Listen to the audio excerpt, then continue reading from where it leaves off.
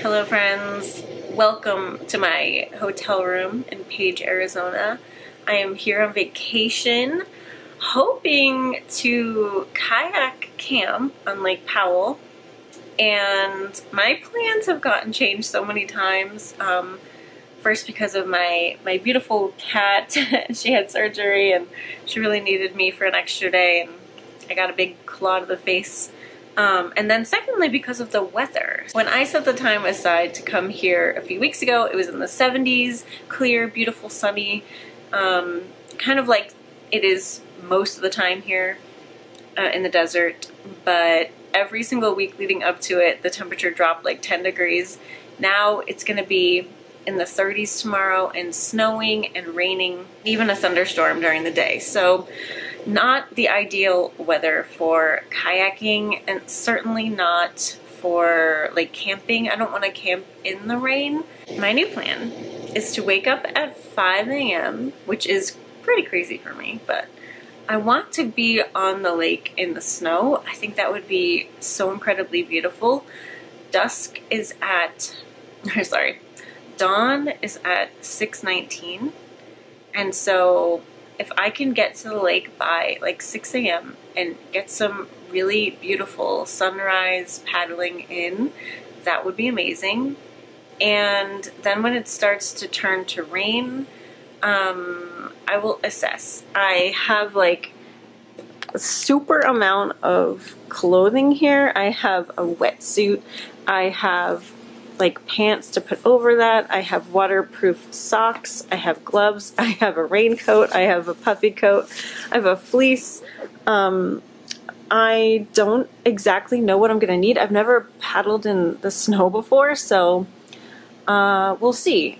And as far as the rain goes, like if my stuff holds up and I don't get wet, I think I'll be fine. But if I get wet and it's in the 30s, like I could get hypothermia, so I will probably come back to shore if that is the case. And you know, I highly doubt I will be camping, but I'm gonna bring my full pack anyway. This is my all my camping gear, my electronics and clothes and flashlights, and this is my dry bag with my food and my camp stove, my camp pot, and all that kind of stuff. So I'm prepared mentally and prepared physically. As long as I can get my kayak out of my van and onto the sand, then I'll be okay, because it's a lot bigger than my last kayak. It's 65 pounds, but it's 12 feet long, and I've never had one that big. So as long as I can manage that, I can get it into the water, packed up, and then be on my way. Whether I can get it out after that, we'll see. But I'm sure I'll be fine. I can always warm up in my van before putting my kayak back in there. So we'll just take it one moment at a time, I guess. I mean, to be honest, I'm a little stressed because there's like a lot of moving parts.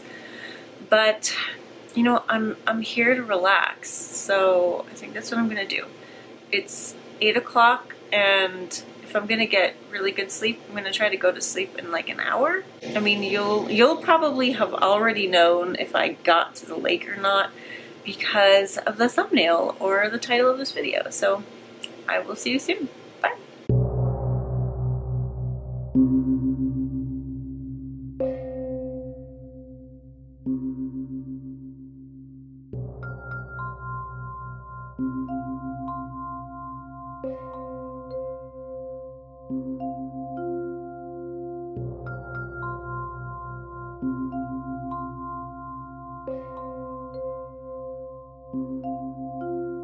We're in my car, obviously. It is snowing here. I am at a higher elevation than I was at where the lake is. Because at the lake, it's just freezing rain, and it was really unpleasant and pouring. It would not have been fun in a boat. So I'm so sorry, boat. I'm not going to be using you today.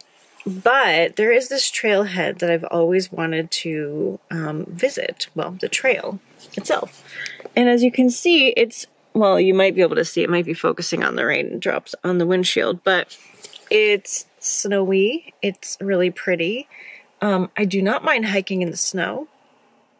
So we're going to do it. And we're going to go and see what the snowy desert has to offer. So let's go.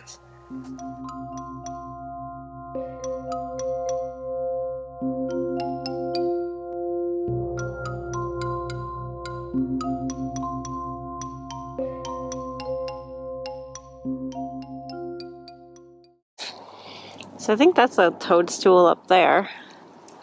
I'm not very far in, and it's pretty muddy. What does red rock silt do when it gets wet? It turns to mud. I do have backup shoes though, but actually I should have worn those. I have to say, this is not the most pleasant thing in the world. And I'm even questioning driving home. I have to go through lots and lots and lots of higher elevation, mountain passes, and it's going to be really snowy. So I might go back to Page and stay another night, but I don't know if tomorrow's going to be better, so I need to assess the weather and figure out what to do. This whole thing has really been about like adaptation, being flexible. Although I do look very cute in my hiking gear, I'm sticking to the ground. And I don't want my car to get stuck because it's on this. Luckily, I knew enough that that would happen, and so I kind of pulled around on more of a rock area, but I still have to get out of the parking lot, so hopefully I'll get some cell reception in the parking lot and I can check on the weather. Okay, bye. Something I really love about traveling, especially driving, is like you have to be so alert to the conditions. So there are a bunch of ways to get to Page, Arizona from where I live. One is like the most direct route. It saves about half an hour. And it's more scenic. And as I was driving down, it was snowing. And most of it, like almost the whole way that I drove was snowing. And it's like a bigger elevation change. It's a smaller highway. So there's a lot more like passes and ups and downs. And I had a little mental note of like, maybe I should go back the longer way, but that's on the bigger interstate, so that it would be safer, because I don't have snow tires on or chains or anything like that. So I had that thought. And so today, this morning, when I left, it was really snowing. And I hunted down the road conditions online, and I ended up downloading the UDOT app so I could look at the cameras to see what was going on.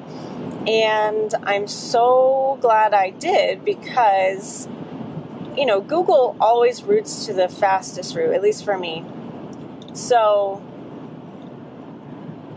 hello.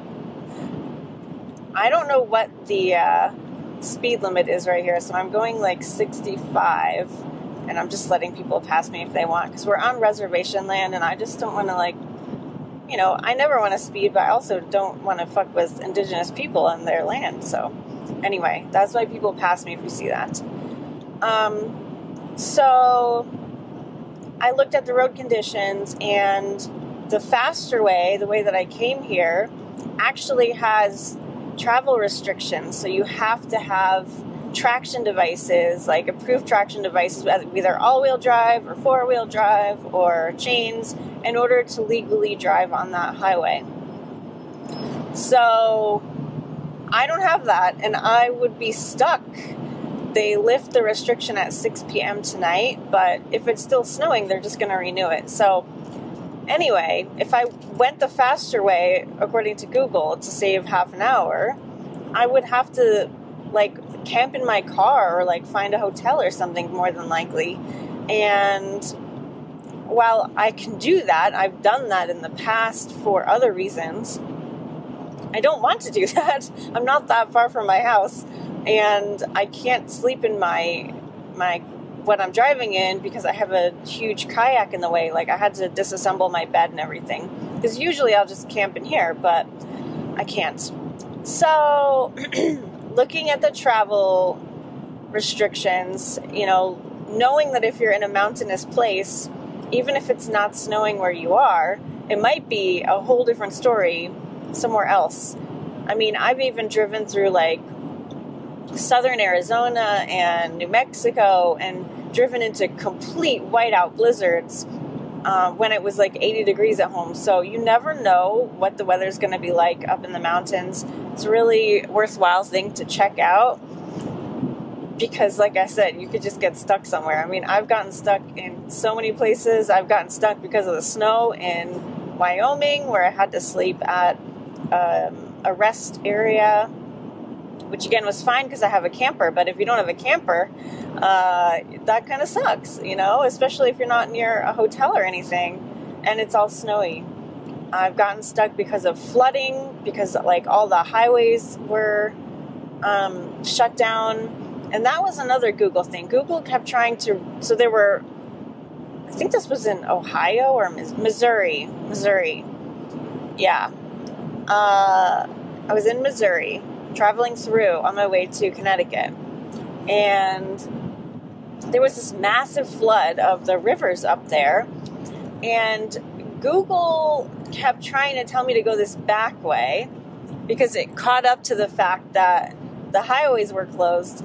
And so I tried to go these like roads that were next to the highway, and I almost, this is my worst fear, which is why it happened, almost drove into the water that was over the road. Like, oh my God, terrifying moment in my camper. And it was just, anyway, I'm not going to talk about it. I don't want to bring it back. So check things out before you go, and maybe go the long route if it's safer. And also, I took some screenshots because I chose the long way on my Google Maps, but it kept trying to reroute me, and I was like, no, I don't want the faster route. No, I don't want the faster route. And even after I made the decision on the maps, even after I turned left, after it wanted me to turn right, it kept asking me. So anyway, don't let Google boss you around. Go the way that you want to go and have a fun trip.